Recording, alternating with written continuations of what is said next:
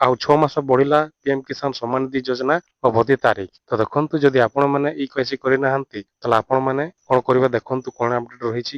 EKYC 6 ମାସ ପର୍ଯ୍ୟନ୍ତ ବଢା ଯାଇଛି ତ କଣ ଶେଷ ପର୍ଯ୍ୟନ୍ତ ଜାଣିପାରିବେ। ତ ଦେଖନ୍ତୁ ପ୍ରଧାନମନ୍ତ୍ରୀ କିଷାନ ସମ୍ମାନ ନିଧି ଯୋଜନାର କେୱାଇସି ସମୟ ସୀମାକୁ 6 ମାସ ବୃଦ୍ଧି କରାଯାଇଛି।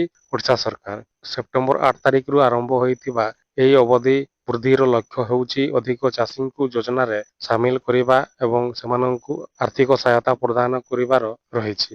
ଚାଷୀମାନେ ସେମାନଙ୍କର କେୱାଇସି ବିବରଣୀ ଅପଡେଟ କରିପାରିବେ ଏବଂ ସମୟ ସୀମା ମଧ୍ୟରେ ନିଜରକୁ ଯୋଜନାରେ ସାମିଲ କରାଯାଇପାରିବ।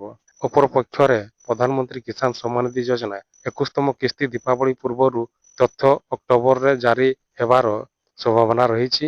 ଏହି ଯୋଜନା ଅଧୀନରେ ସରକାର ଯୋଗ୍ୟ ଚାଷୀମାନଙ୍କୁ ପ୍ରତିବର୍ଷ 2,000 ଟଙ୍କା ଲେଖାଏଁ 3ଟି କିସ୍ତିରେ 6,000 ଟଙ୍କା ଆର୍ଥିକ ସହାୟତା ପ୍ରଦାନ କରନ୍ତି। ତ ଦେଖନ୍ତୁ ଯଦି ଆପଣମାନେ ଇକେୱାଇସି କରିନାହାନ୍ତି ତାହେଲେ ଖୁବ୍ ଶୀଘ୍ର ଆପଣମାନେ ଇକେୱାଇସି କରିନିଅନ୍ତୁ। 6 ମାସ ବଢିଲା ଇକେୱାଇସି ତ ଆପଣମାନେ 21ତମ କିସ୍ତି ମଧ୍ୟ ଆସିବାକୁ ଯାଉଛି। ଆପଣମାନେ ଖୁବ୍ ଶୀଘ୍ର ପାଇପାରିବେ। ଏହି ଇକେୱାଇସି କରିଲେ ଖୁବ୍ ଶୀଘ୍ର ଆପଣମାନେ 2,000 ଟଙ୍କା ଡିବିଟି ମାଧ୍ୟମରେ ଆପଣମାନେ ପାଇପାରିବେ। ତ ଏଇଭଳିଆ ଆଜିର ଅପଡେଟ ଥିଲା। ଆଶା କରୁଛି ଭିଡିଓ ଭଲ ଲାଗିଥିବ। ତାହେଲେ ସେୟାର କରନ୍ତୁ, ଲାଇକ୍ କରନ୍ତୁ।